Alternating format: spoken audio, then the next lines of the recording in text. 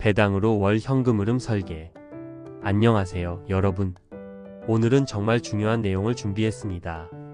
배당으로 매달 현금 흐름을 만드는 3단계를 한 장표로 끝내드리겠습니다. 은퇴하신 분들 또는 은퇴를 준비하고 계신 분들께서 가장 궁금해하시는 게 바로 이거예요. 매달 생활비는 어떻게 마련하지? 오늘 이 영상 하나로 여러분의 고민이 많이 해결되실 거예요. 천천히 따라오시면 됩니다. 어렵지 않으니까 걱정하지 마세요. 배당 투자 기본 개념 설명. 먼저 배당이 뭔지부터 쉽게 설명드릴게요.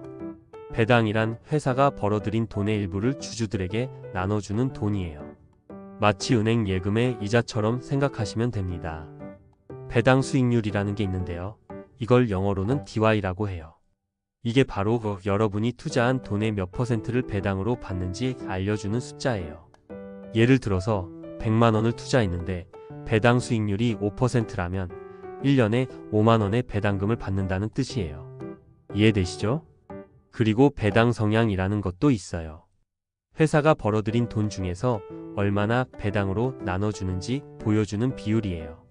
너무 많이 나눠주면 회사 성장에 문제가 있을 수 있고 너무 적게 주면 주주에게 인색한 거죠. 리츠도 설명드릴게요. 리츠는 부동산에 투자해서 임대료를 받아서 그걸 배당으로 나눠주는 상품이에요. 여러분이 직접 건물을 사지 않아도 건물 임대료 수익을 나눠 받을 수 있는 거예요. 배당주 선별 체크리스트. 이제 좋은 배당주를 고르는 체크리스트를 알려드릴게요. 5가지만 확인하시면 됩니다. 첫 번째, 배당 수익률이 4% 이상인지 확인하세요. 요즘 정기예금 이자보다는 높아야 의미가 있거든요. 두 번째, 배당 성향이 30%에서 70% 사이인지 보세요.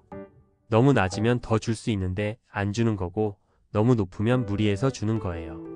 세 번째, 최근 5년간 연속으로 배당을 줬는지 확인하세요. 꾸준히 주는 회사가 믿을 만하겠죠?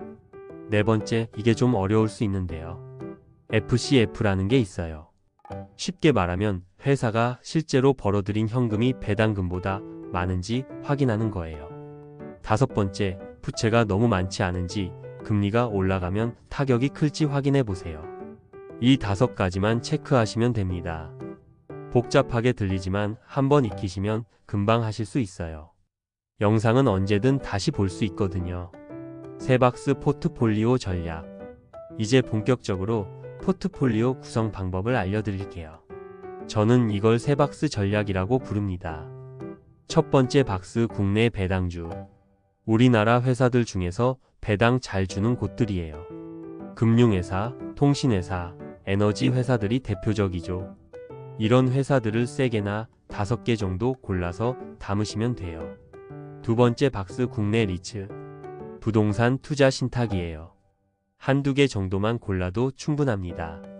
매달 배당을 주는 것도 있고 분기마다 주는 것도 있어요. 세 번째 박스, 해외 배당 ETF.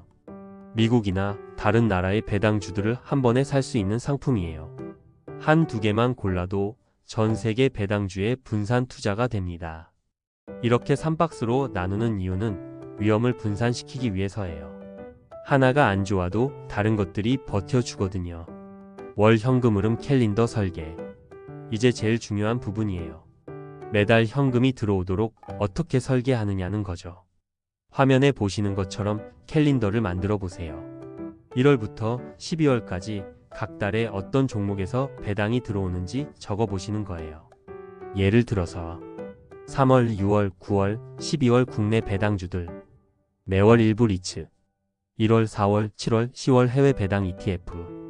이런 식으로 배치하면 매달 어딘가에서는 배당금이 들어오게 됩니다. 목표 금액을 정하세요. 예를 들어 매달 100만 원이 필요하다면 1년에 1200만 원이 필요하겠죠? 배당 수익률 4%를 받으려면 3억 원 정도 투자해야 한다는 계산이 나와요.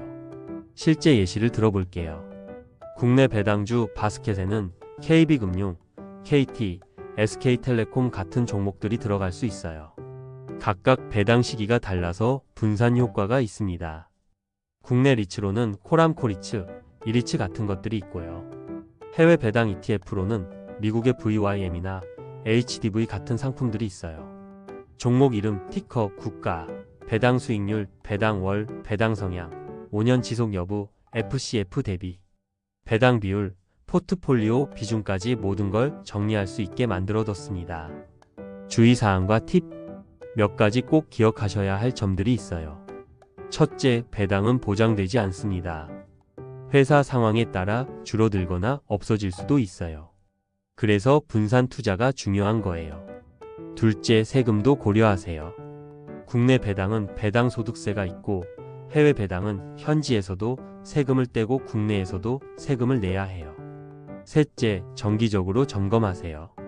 1년에 한두 번은 여러분의 포트폴리오를 다시 살펴보시기 바랍니다. 넷째, 욕심내지 마세요. 배당 수익률이 너무 높은 건 위험할 수 있어요. 46% 정도가 적당해요. 마무리 및 세 줄 요약. 오늘 내용을 세 줄로 요약해 드릴게요. 첫째, 목표 금액을 정하고 필요한 투자금을 계산하세요. 둘째, 국내 배당주, 국내 리츠, 해외 배당 ETF로 3박스 분산하세요. 셋째, 지속성과 커버리지를 반드시 확인하고 정기적으로 점검하세요. 여러분, 배당 투자는 하루아침에 부자가 되는 방법이 아니에요. 하지만 꾸준히 현금 흐름을 만들어주는 든든한 친구가 될 수 있습니다. 구독과 좋아요도 잊지 마세요. 여러분의 성공적인 투자를 응원합니다.